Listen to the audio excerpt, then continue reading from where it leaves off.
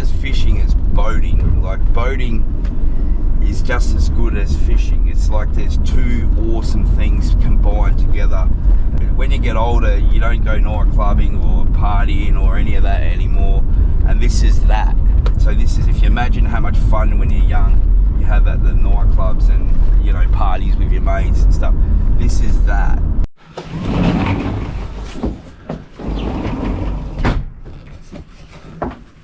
Good morning. Here we are in my backyard. I think we're going to go fishing today.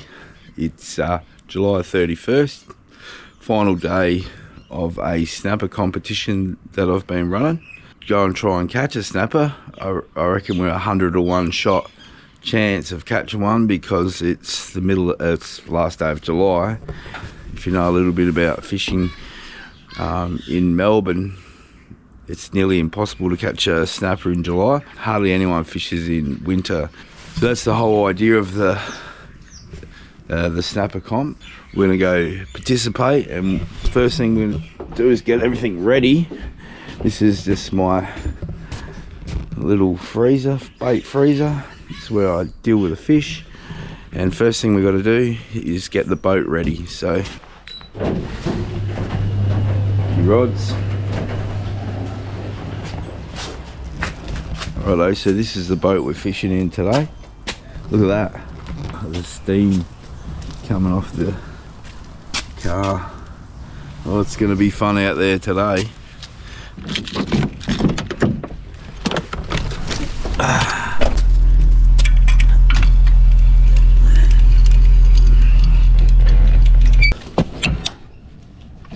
There we go. There it is. Right, we could end up anywhere today. The new 4-stroke, the Merc. Take them off. I've heard people have forgot to take their muffs off and blown up their motor. So we don't want that to happen because this is a newie. We're gonna go to Port Phillip or Western Port. Honestly don't know. Like, part of me wants to go to the city and get a miracle fish up there, and part of me wants to go to Western Port because it's so relaxing. But we've got a southeasterly, so if we look at the big picture of Port Phillip and Western Port, a southeasterly, it might be alright in the city today, but later on it's coming up to a bit over 10 knots. And when I fish in the winter, I want to be comfortable. So just on the possibility it might become not the best later on this afternoon, we'll go to Western Port. Well, this is my lucky rod, this guy here. They don't make that rod anymore, but that rod's caught a mulloway, a huge mulloway, a huge 31 kilo gummy shark, and a 9 kilo snapper. It's easy to see why people get depressed in winter. Imagine living in somewhere like England where there's just dog shit weather. But have a look, the sun's coming out. She's actually really nice now, and that sun is so nice. We're coming off the back of winter, still a 20-30 days to go of coldness, and then September we're starting to get better now. We've just done the brutal month. This is the last day of it. So snapper season's still 2 months away, but sounders, I've got to get it dismounted so it's less work, because I can't stand plugging all these cords in every trip. The last 3 trips, Western Port for the comp, we've got a bite. I put a few trips in. We have managed to land one. Been saving me.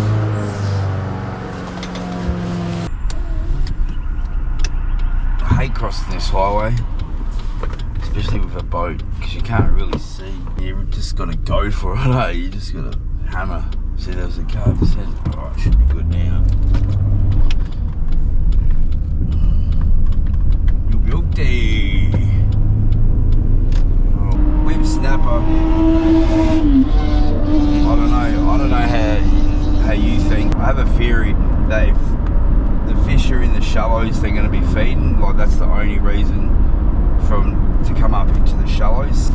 Whether it's true or it's not, it's another story. The majority of the comp, I've had a mindset, I don't want to catch a fish. That's because I know that majority of the anglers aren't catching fish.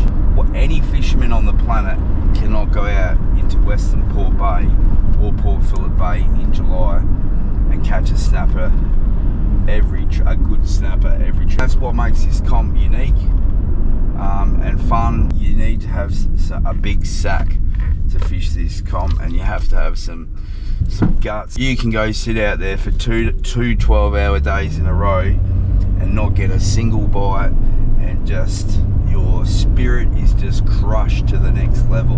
You got to keep getting yourself back up and fighting to catch that fish. I'm amazed at some of the people's efforts. Not everyone, but most of the people that have gone super hard have got results. Yeah, some people have been unlucky, but that's how hard this comp is, and that's what it's all about. And I would like if half of Melbourne could get around this comp. You know, it's the spring comp will cost a little bit more to get into, but the winter comp, it goes for a month, and it gets people fishing in the winter when no one's fishing. It gives you something to do, and it's always going to be cheap to get in. I don't even know what the tide's doing right now, so I'm just going to wing it. Might do a lap of Western Port if it's low. I don't know. I don't sound a lot in Western Port. Sorry, I do sound, but I sound for bottom, reef, and areas where I can ambush them. I have a theory, I'm not saying it's right, the fish just get pushed around the bay, Western Port, with the huge amounts of current, and I reckon they just go up and down with the tide. I like to situate myself in certain areas with the tide, so over the years of catching snapper, I keep mental notes and where I've caught them and what part of the tide. A lot like whiting, but it's on a larger scale because it's the entire length of Western Port, where whiting you're following a few schools in an area that are moving up and down a bank, where snapper, they've got big tails and they can swim from one end of the bay to the other, but the end of the bay in a tide.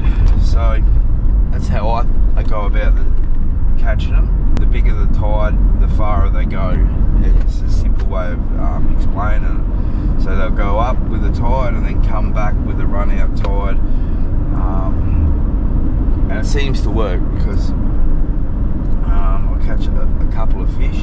I have successfully followed the fish up and down with the tide. I don't know if the fish are swimming in the leading edge of the tide or whatever. Like, get a bite on a school of fish and then shoot 2 k's up from where you got the bite 20 minutes later, and then get another bite straight away. Like, that's happened multiple times, and it's hard to picture it when you're thinking about it, but and it's hard to know when to leave and when not to leave, and you know, because nobody wants to leave a fish that are biting, so they can backfire too. Like, it does backfire. You shouldn't have left marks when you stayed. Like the other night, we're fishing Joe's and we got a bite. We lost the fish, bit through Adam's leader, and for some reason I wanted to go to Lysards. I don't know why, but just my gut was telling me. But I feel that was a bad move because we're in the deep water at night time, and unless it's the water temperature's warm, I can never really justify being. I'm not saying you're not going to catch them in the deep water, but me personally, how I fish for them, I don't think it suits being in the deep water. You know, and in winter it's all about crushing the odds. You know, all the 1%ers